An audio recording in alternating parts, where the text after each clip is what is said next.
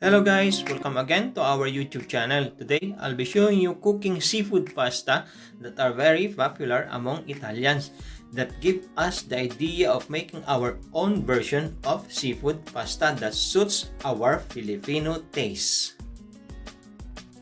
By the way guys, most of our viewers are non-subscribers, so consider giving us a follow by subscribing. It's free and it will help us continue to grow our YouTube channel. Thank you very much. Now, here are our ingredients. We got prawns, mussels, squid, spaghetti noodles, olive oil, canned chopped tomatoes, fresh tomatoes, onion and garlic,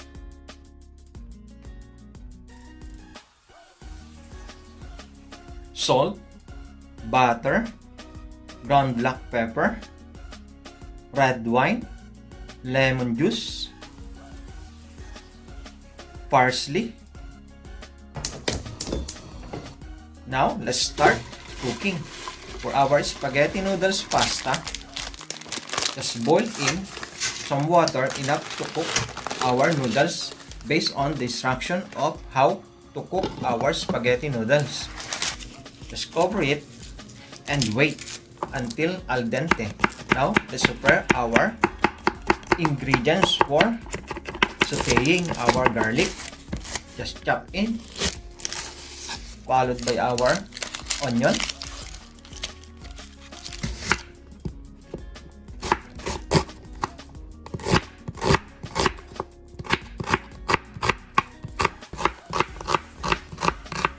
cut it as the same way of our garlic.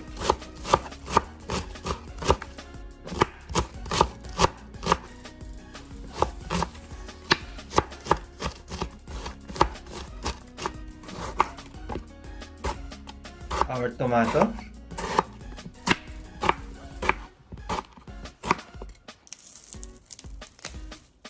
and our parsley.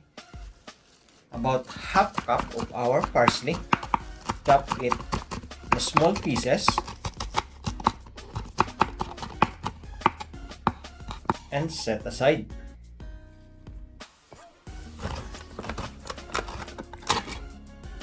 Of course, our canned tomato sauce. Now, here are our ingredients for sauteing and making our pasta sauce. In a clean wok, let's pour in some olive oil.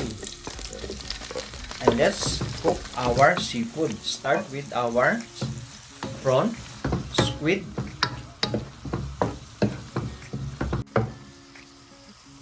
and mussels. By the way, these seafood are frozen, so wait to thaw it properly before cooking and cook it for at least 3 minutes and set aside.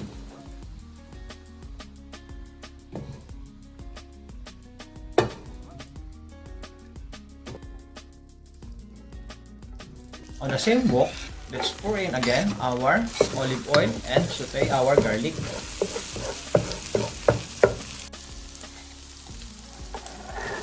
Followed by our onion until fragrance extracted from our onion and garlic, and then our tomato. Just keep stirring.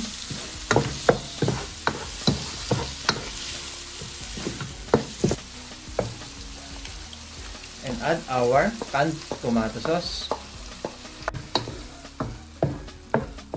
Now just keep stirring again before adding our red wine. If you don't have red wine, you can use white wine. And then our lemon juice,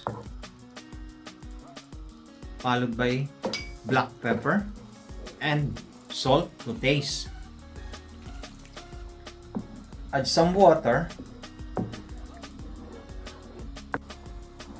and keep stirring. Then our butter,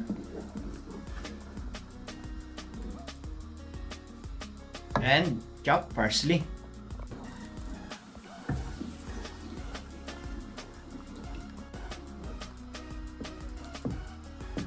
Just Keep stirring and bring it to boil.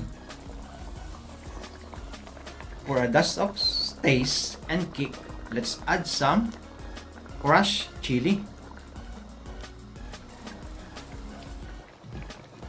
Now it's time to add our seafoods, meat.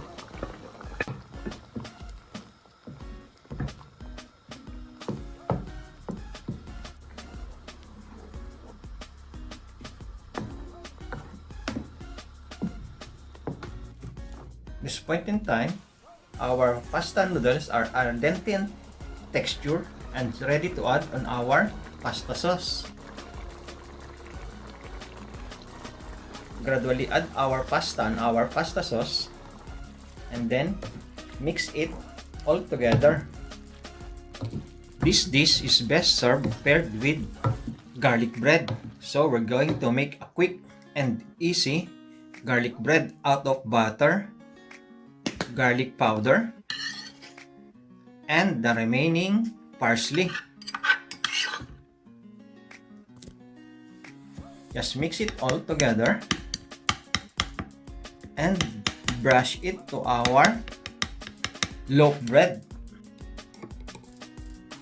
Just spread it properly on our loaf bread and toast it using the pan or the electric toaster. And for a final touch on our seafood pasta, just drizzle it with olive oil and mix it again before serving.